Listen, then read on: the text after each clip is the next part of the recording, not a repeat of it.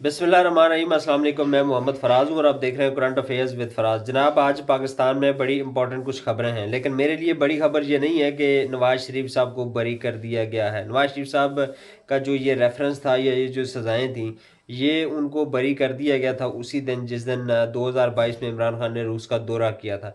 ये डिसाइड हो गया था कि यूँ चूँकि ये शख्स अपना कद काठ बना रहा है और ये शख्स जो है ये सबसे ऊपर है। इस वक्त बाहर जाता है तो उसको बड़ी इज्जत की निगाह से देखा जाता है। बाहर की दुनिया जो है डायरेक्ट इससे बात करना चाहती है, बाहर की दुनिया से करना चाहती।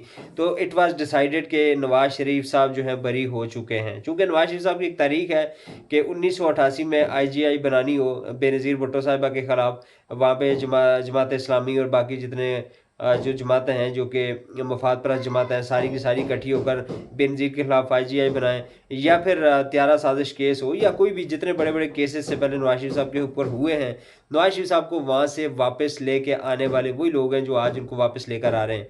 आज नैब को अगर आप देख रहे हैं कि नैब की जो अपीलें हैं, वो उनके ऊपर जो है वो दलाइल उनको प्रोसिक्यूटर देता ही नहीं है, बल्कि आज तो ये भी सुनने में आ रहा है कि जब जो नवाज शरीफ साहब के वकील हैं दलाइल दे रहे थे इस्लामाबाद हाई कोर्ट में, तो नैब के जो प्रोसिक्यूटर थे वो सोए हुए थे। जब जो जस्टिस गुल हसन औरंगजेब हैं, उन्होंने उन्हें कहा है कि आप क्या काम कर रहे हैं, क्या ये इतनी इंपॉर्टेंट जो बात हो रही है, जो दलाइल दिए जा रहे हैं, आप उनको लिख रहे हैं?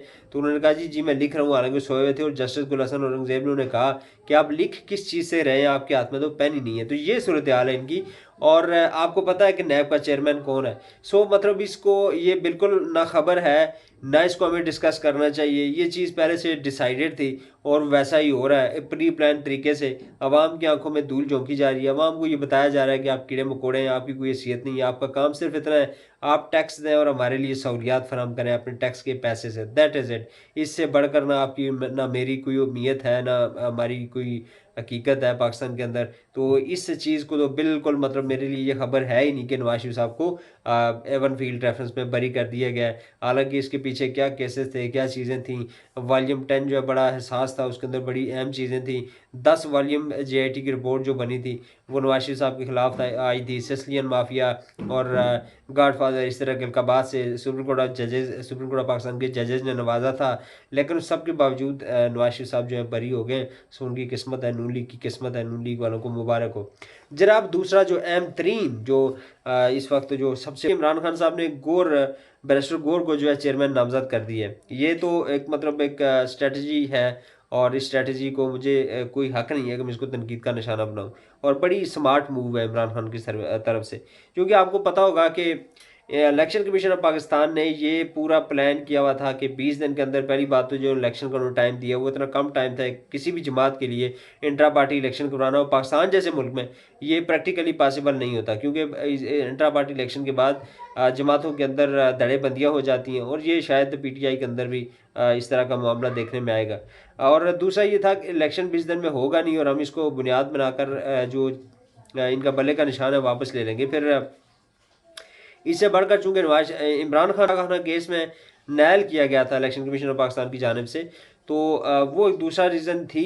दूसरी रीज़न वो हो सकती थी कि जब इमरान खान साहब जो टिकट जारी करेंगे अपने कैंडिडेट्स को, और फिर बाद में हम कहेंगे कि ये तो चूँकि एक नायल शख्स था, चेयरमैन था, उसके दस्तखतों से ये टिकट जारी हुए, तो हम इन सारे उम्मीदवारों को आज़ाद कर देते हैं। आज़ाद बेशक वो इलेक्शन लड़ चुके होते, उनको आज़ाद करार देना था। और मैंने पिछली वीडियो में भी कहा कि जब वो आज़ाद होते तो आज़ाद कैंडिडेट्स को मैनेज करना, उनको इधर उधर पार्टीज़ में धकेलना वो कंपैरेटिवली इजी हो जाता है। ये जो कोई लोग भी इसके पीछे होते हैं, तो वो भी चले।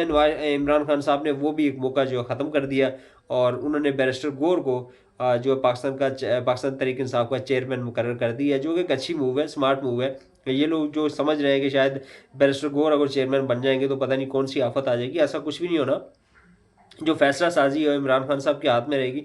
फ्रंट पे कोई और लड़ रहा होगा और इमरान खान बैक पे, उनके डिसीजंस होंगे, उन्हीं के फैसले होंगे। ये हो नहीं सकता कि चेयरमैन जो है वो अपने तरफ से कोई फैसला करें, चूँकि ये हम सब जानते हैं कि पाकिस्तान तहरीक इंसाफ इमरान खान है और इमरान खान ही पाकिस्तान तहरीक इंसाफ है। इससे एक लफ्ज़ ना आगे ना एक पीछे, ये मतलब वाजे है और ये अटल हकीकत है। सो एक बड़ा एक स्मार्ट मूव है इमरान खान की, और इमरान खान ने बहुत एक दानिशमंदाना इकदाम किया है, दानिशमंदाना फैसला किया है कि उन्होंने पार्टी को भी बचा लिया। पार्टी का जो बल्ले का निशान है वो भी बच जाएगा। और होपफुली अब इसके बाद अदालतों की तरफ से यह भी फैसला आ जाए कि अब चूँकि चेयरमैन पीटीआई इमरान खान नहीं है, तो अब पीटीआई को जलसे जुलूस और इस तरह की चीज़ें भी करने की इजाज़त दे दी जाए, लेकिन ये कबल अज़ वक्त है कहना। जनाब कल की अगर हम बात करें तो 30 नवंबर बड़ा अहम केस है इस्लामाबाद हाई कोर्ट में, और जो हेयरिंग है वो केस की है इमरान खान का जो तोशा खाना में उनकी नैली वाला केस था, उसमें उनकी हेयरिंग है। और 95% ये चांसेस है, मतलब 90 से 95% चांसेस हैं कि नैली इमरान खान साहब की ख़त्म हो जाएगी। उसकी वजह यह है कि ये वही केस है जिसमें जज दिलावर ने इमरान खान साहब को जेल भेजा था, उनको सज़ा सुनाई थी, और जज दिलावर का जो फैसला उसके अंदर इतने सुकम थे, इतनी ज़्यादा उसके अंदर जो चवलें थी कि उन चवलों की वजह से बाद में इस्लामाबाद हाई कोर्ट ने उस फैसले को जो करातम करार दिया था इमरान खान का, उस केस से वो रिहाई दे दी थी। और अगर उस बुनियाद पर देखा जाए तो तोशा खाना के अंदर जो नैली हुई है वो भी इंशाल्लाह ख़त्म हो जाएगी, बड़ी उसके अंदर जो होल्स हैं। तो कल अगर उनकी न्यायाली ख़त्म हो जाती है तो फिर इमरान खान साहब इलेक्शन लड़ने के लिए भी अहल हो जाएंगे, और फिर पार्टी की जो चेयरमैनशिप है उसके लिए भी अहल होंगे। और फिर हो सकता है कि पीटीआई के इलेक्शन जो इंटर पार्टी इलेक्शन है उससे पहले अगर ये फैसला आ जाता है, इमरान खान के हक़ में आ जाता है, तो फिर मोस्ट प्रॉबेबली जो चेयरमैन है वो इमरान खान साहब ही इलेक्शन कॉन्टेस्ट करेंगे। जनाब दूसरी तरफ परवेज़ खटक साहब ने इलेक्शन लड़ने से जो है वो माजरत की है फ़िलहाल, और उन्होंने जो तोजी पेश किया वो ये कहा है कि हमारी जमात चूँकि नई है और हमें तैयारी के लिए वक्त चाहिए, और उन्होंने जो है वो कहा है कि अभी हम इलेक्शन के लिए तैयार नहीं है, हमें वक्त चाहिए क्योंकि हमारी नई जमात है और हमें तैयारी करनी है। ये आपको याद होगा कि ये वही परवेज़ खटक हैं जो कहते थे पीटीआई मैंने खुद बनाई है, और पीटीआई अगर मैंने बनाई है तो अपनी जमात को चलाना मेरे लिए मुश्किल नहीं है, ये परवेज़ खटक साहब के अल्फाज थे। लेकिन अब उन्होंने कहा है कि मैं इलेक्शन में जाने के अभी मूड में नहीं हूँ, और ना हमारी इतनी तैयारी है चूँकि नई जमात है और हमें इस सारे प्रोसेस के लिए तैयारी करनी पड़ेगी। तो ये कुछ आज की नाज़रीन कराम कुछ ख़बरें थीं जो कि आपके सामने रखना ज़रूरी थी, लेकिन मेरे जो पीटीआई के दोस्त हैं, जो भाई हैं, उनसे एक मेरी गुजारिश होगी कि दिल छोटा नहीं करना। ये एक ऐसी जंग है, इसमें होश के साथ खेलना पड़ेगा। ये ऐसा नहीं हो सकता कि जज्बात में रहकर और जज्बात के साथ जो है वो जंग जीती जा सके। कोई भी जंग कभी भी जज्बात से नहीं जीती जा सकती।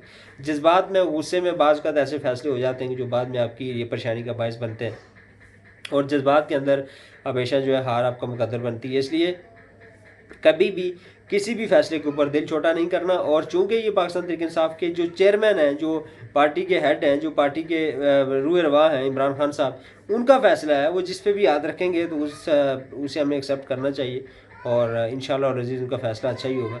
उस फैसले से किसी को इख्तलाफ नहीं होना चाहिए और उन पर पूरा अतमाद होना चाहिए। उसके बाद शेर अफजल मरवत साहब हैं, वो सीनियर नायब सदर हैं, और वो माशाल्लाह बड़ा अच्छा उन्होंने अब एक फ़ैसला किया, पंजाब के अंदर भी कन्वेंशन होंगे, जलसे जुलूस होंगे, तो पार्टी को नए सिरे से एक जो बूम है वो इंशाअल्लाह अज़ीज़ मिलेगा, और बहुत जल्द आपको एक जो ग्राउंड के ऊपर एक माहौल बनता हुआ आपको नज़र आएगा। जनाब आज की इस वीडियो में इतना ही। ख़त्म करने से पहले आप तमाम अहबाब से मैं गुजारिश करना चाहूँगा कि अगर आपको वीडियो पसंद आई हो, चैनल को लाजमी सब्सक्राइब कीजिएगा, वीडियो को लाइक कीजिएगा, शेयर कीजिएगा, और कमेंट सेक्शन में अपनी राय से ज़रूर मुस्तफ़ीद कीजिएगा।